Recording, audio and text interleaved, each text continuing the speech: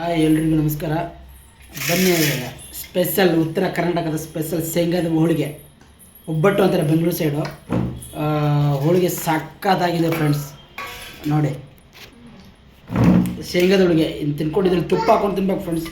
ತುಪ್ಪ ಹಾಕೊಂಡು ತಿಂದರೆ ಸಕ್ಕತ್ತಾಗಿರುತ್ತೆ ನೋಡಿ. ಹಾಂ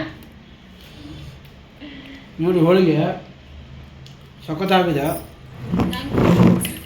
ಶೇಂಗಾದ ಹೋಳಿಗೆ ಸೂಪರ್ ಆಗಿದೆ ಫ್ರೆಂಡ್ಸ್. ನೋಡಿ,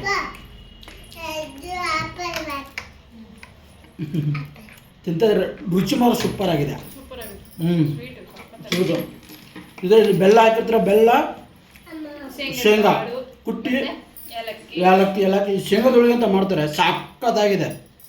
ಈ ಶೇಂಗಾದ ಹೋಳಿಗೆ ತಿಂದರೆ ಬಾಯಲ್ಲಿ ನೀರು ಬರ್ತೇವೆ ಫ್ರೆಂಡ್ಸ್.